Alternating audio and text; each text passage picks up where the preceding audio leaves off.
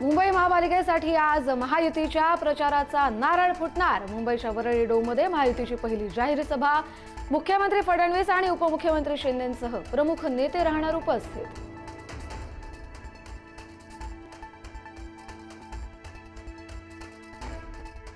मुख्यमंत्री देवेंद्र फडणवीस आज सांगलीतून प्रचाराचा नारळ फोडणार। सांगली महापालिकेसाठी आज पहिली सभा। इचलकरंजीमध्ये रोड शोचंही आयोजन।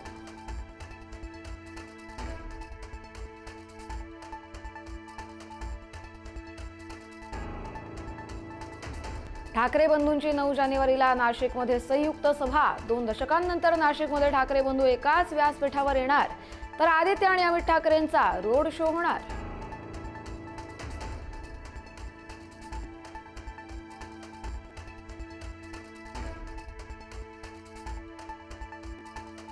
महापालिका निवडणुकीच्या निकालापूर्वीच महायुतीची घोडदौड। महायुतीची 66 जागांवर बाजी।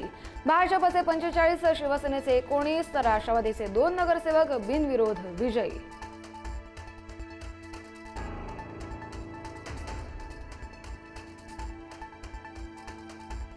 कल्याण डोंबिवलीमध्ये शिवसेना भाजप युतीची सत्तेकडे वाटचाल। युतीचे 21 नगरसेवक बिनविरोध।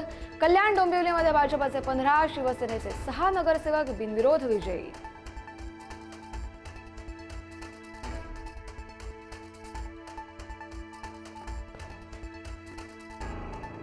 महायुतीचे उमेदवार बिनविरोध निवडून येत असल्याने अविनाश जाधव आक्रमक। उमेदवारी मागे घेण्यासाठी 5 कोटींची ऑफर दिल्याचा आरोप। पैशाने उमेदवार विकत घेतल्याची जाधवांची टीका।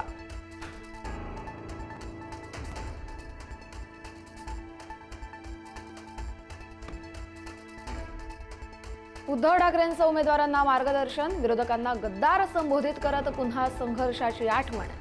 मनाने मेहनत करून लढायचं आणि जिंकण्याचं आवाहन। एकही जागा नतद्रष्ट्यांच्या हाती जाऊ नये, ठाकरेंचं आव्हान।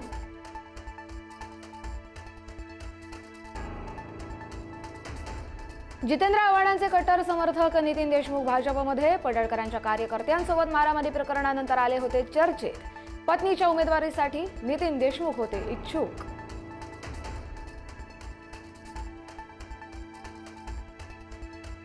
शरद पवार एनडीएमध्ये जाणार, या चर्चेला अजित पवारांच्या विधानामुळे आणखी बळ।